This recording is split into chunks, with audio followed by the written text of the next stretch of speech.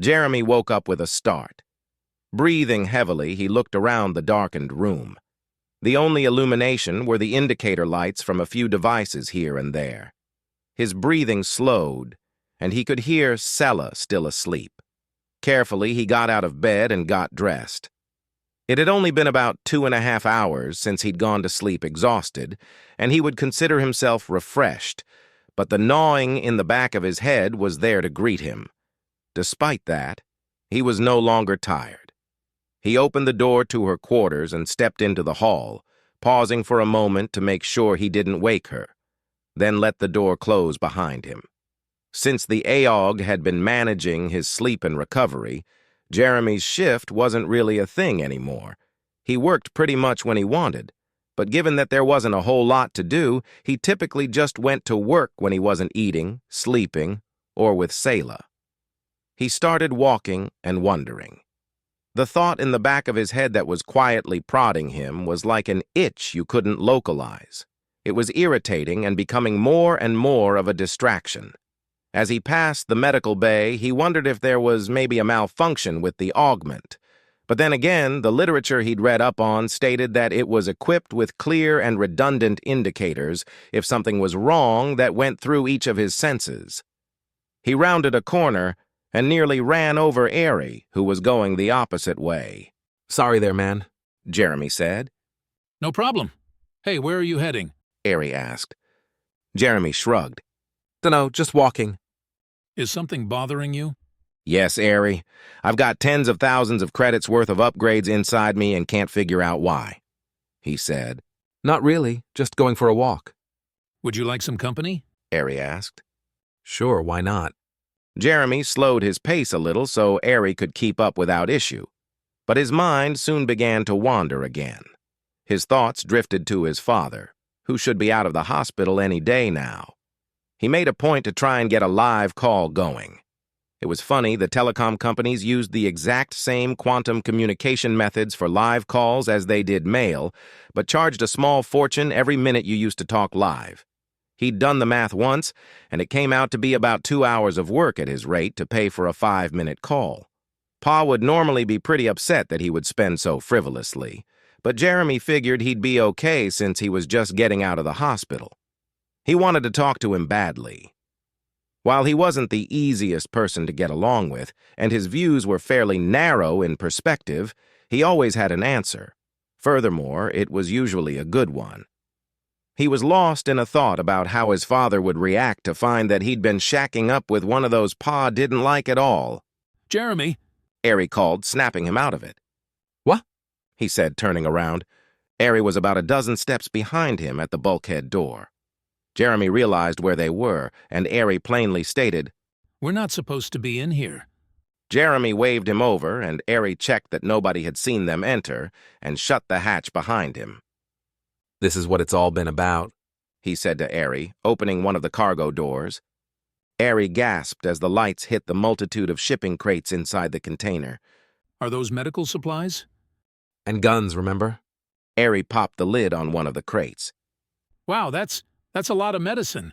"Yeah," Jeremy sighed. "and each container has a wall in it that's hiding about 20 or so rifles." "Do you think Selah's telling the truth about why she's arming the colonies?" Ari asked, hopping up to sit on one of the containers. "And these are all expired, you know. They wouldn't hurt anyone, but they wouldn't have the potency they used to." "That's what's bothering me," he said, stepping out and looking at the other containers.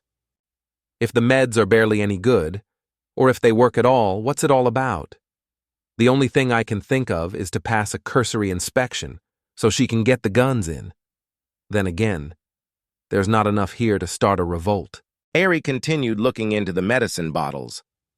"Uh-huh, so why bother?" "This container's going to Rax. Those two are going to Terrador. That one's going to... Shit, I don't remember. Thing is, there's not enough guns here to actually do anything against a garrison, right?" "Oh," Ari said quietly. "Oh?" Jeremy asked, looking back. Ari had gotten one of the caps off. Whatever was inside had his full attention. "What the hell is that?" Jeremy almost shouted. Inside the bottle were pea-sized red spheres apparently filled with liquid. Whatever they were, they had bad news written all over them. I have no idea, but it sure as hell isn't amoxicillin. Here, give me that bottle. Let's get out of here. Jeremy said. As quickly and quietly as they could, they resecured the container and made their way out. Jeremy very nearly whistled the nothing to see here whistle as they strode away. In here. Ari said, pulling him toward the medical bay. Once inside, Ari enabled the privacy screen and locked the door. Okay, what now? How the hell should I know? Jeremy half shouted, half whispered. A moment passed, and Ari crossed his arms at Jeremy. I think you should confront Selah, he said. No way. Right now she doesn't know that we know it's not pills in those bottles. Hell, can Pa'arthans even take the same drugs as us? Ari shrugged. We can find out, he said. They both leaned over the operating table, Ari standing on a stool, reading drug compatibilities. There were a lot more than Jeremy would have guessed, and the labels did match those that were indeed compatible between their species. So, okay. Let's try to think from her perspective. She got kicked out of the house, but why? And now she's running a freighter around trading. Okay, sure. But in the midst of that, she's trying to supply a bunch of Terran-occupied Pa'arthan colonies with arms and tiny red balls, supposedly to meet the Federation's criteria to be self-sufficient. But we both know these aren't drugs. Ari shrugged. They both sat in silence for several minutes, then Ari offered. What if we're looking at this from the wrong perspective? What do you mean? Look at it from the colonists' perspective. How do you coordinate something of this scale with other colonies that are currently occupied? Surely the Terran military would have heard at least something by now, right? Ari asked. Yeah, you're right. Maybe they didn't ask for any of this? Maybe Selah's off on her own, dropping off these presents to all the colonies? So it comes back to her. Why, though? Jeremy straightened up. Here, he said, handing the bottle to Ari. See if you can figure out what these things are. Jeremy, I'm a medic, not a chemist, or whomever would deal with this. Yeah, but you're not sleeping in the same room as Selah, and if we're going to find anything out, you're one of the least likely people they'd consider. Jeremy turned to leave, but saw Dee on the other side of the door. Ari? Screen's still up. Maybe he needs something. Quick, cut my arm or something and put some of that sealant on it. Ari shook his head but got a scalpel and the spray ready. Jeremy offered his arm but didn't watch. Ari was quick with the blade, to the point that Jeremy hardly felt a thing. The sealant, however, hurt like hell. Here, Ari said, offering Jeremy actual medicine. painkiller immune booster cocktail. Take 2 a day. Jeremy cradled his arm as he left. Whoa, what happened to you? Dee asked. Know how the parts fabricator has that big warning label on it? Says not to reach inside while it's running? Jeremy asked, trying his best to look embarrassed. Ah, Dee said knowingly. yeah? Once those things are loaded and running, you can't just reach in there. You're lucky it was just a scratch. Something clicked, and Jeremy suddenly wanted to turn around and tell Ari something important that he'd just thought of, but it was too late. Dee was already heading inside. Know what I didn't see in those containers? He wanted to say. Ammunition for all those guns. Jeremy found himself back in the fab room. He queued up several dozen radiator fins while he took the 20 he'd just printed and was making his way to the airlock when Selah called him. Where are you right now? She asked. Good morning to you too, He said. On my way outside to repair one of the radiators. Meet me in the cargo area, the other cargo area. She said, ending the call. Damn. He arrived to find Selah and Dee looking at the container he and Ari had opened earlier. Hey, He said. Keep it simple, Someone's been in here. she said flatly. I was. He said. I went for a walk this morning, happened to end up here. In the container? She asked. What? No. I went for a walk, wound up in here, realized it was a dead end, turned around and left. See anyone else? She asked.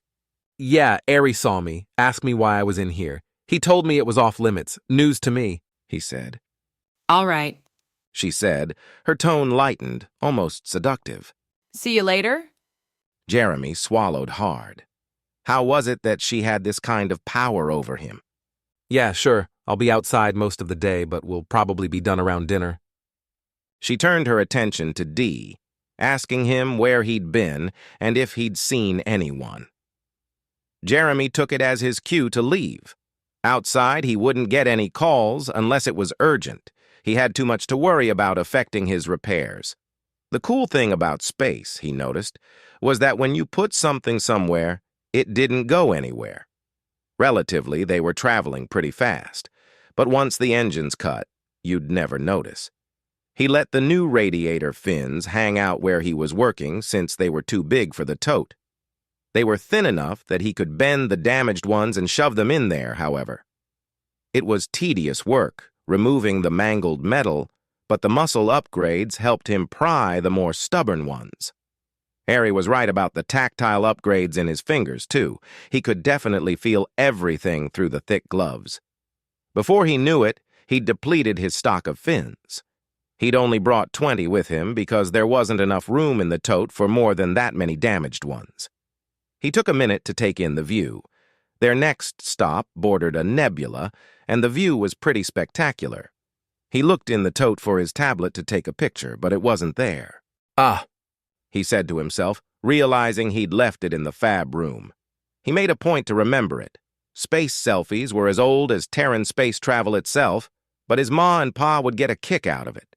He made it back to the airlock without incident and programmed the tote to drop its load down at the recycler and pick up the next set of fins along with his tablet. Jeremy plugged his suit into the recharger and his air, fuel, and energy levels replenished. Hey, Jeremy! Aries' tiny voice called. He looked up to see Airy standing at the threshold. hey man, what's up? Can we talk? He asked. Yeah, just shut the inner door. With both doors sealed, there'd be little chance that anyone could hear. I did some research but didn't find much. The polymer shell was the only thing I found, and it's used to contain organic mass. What kind of organic mass? Anything, really. I've sent a few messages to people who might know. I'm a little worried about opening one to see what's inside.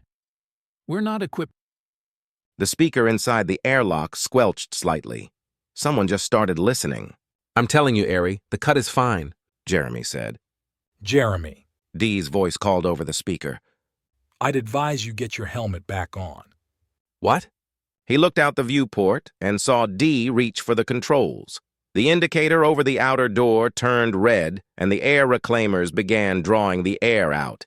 He looked at Airy, who was frozen in terror. Realizing there was no way he could finagle him into a suit in time, Jeremy got his helmet on and immediately mashed the abort button on the wall. Nothing happened. Airy shortly fell over, unable to breathe. I'm sorry, Jeremy. We found out that he was the one in the container. Dee said solemnly over the speaker. Jeremy began to panic, then remembered that he had a small amount of time. Not much, but he knew that you didn't instantly die when you went into vacuum. If he could introduce some kind of fault, any kind of fault to the inner door, the sequence would abort and the reclaimers would fill the airlock with air again. None of the controls were responsive. Bypassed had to be. He retrieved his beater flathead screwdriver from his tool belt and jammed it into the seal, but it wasn't enough. The viewport was the only structural weakness he recalled, and he repeatedly hammered the driver into it, but all he did was scratch it. Airy's hand grabbed Jeremy's ankle, reaching for something, then went limp. Without hesitating, Jeremy clicked his heels and activated his mag boots. He walked halfway up the inner door and began smashing it with his heel. After 3 tries, he noticed a crack. Doubling his effort, he grabbed onto the railing and brought his heel down hard enough that he felt something in his foot explode in pain. He switched feet and grabbed Airy's arm and repeated the procedure. Air suddenly vented past them into space, and the outer door shut. The inner door opened, and Jeremy greeted Dee by the throat and slammed him against the bulkhead far too hard. There was a loud smack, and the light went out in Dakin Burton-Tottenham's eyes. Jeremy picked Airy up and sprinted on whatever was broken in his boot down the corridor to the medbay. He got Airy hooked up to the vital monitor and saw that he was still alive, but was hanging on by a thread. He wasn't breathing. Jeremy flung cabinets open looking for a mask, but decided that it was taking too long, so he cut the adapter off the hose and gently shoved it into Aries' throat and turned on the air tank. What else? He cried out. His mind went back to his training, epinephrine. Jeremy found syringe and, judging by Aries' small frame, drew a tiny amount into it. He fought the urge to pull more into it. Few species produced it naturally, and Marth's weren't one. He injected it just as the vital monitor alarmed. Aries' sternum cracked as Jeremy started compressions, so he lightened up a bit. He had to keep reminding himself to take it easy. But the urgency of the situation made Jeremy want to reach inside his friend and start pumping his heart by hand. After 10 minutes, he was shaking and the vital monitor gave up, silencing itself. Suddenly, the pain in his foot screamed at him, and Jeremy collapsed backward onto the wall. He let himself cry. The pain was nearly unbearable. He'd just lost what probably amounted to being his only friend on the ship, and the frustration of not knowing what the hell was actually going on overrode any capacity he possessed to keep it together any longer.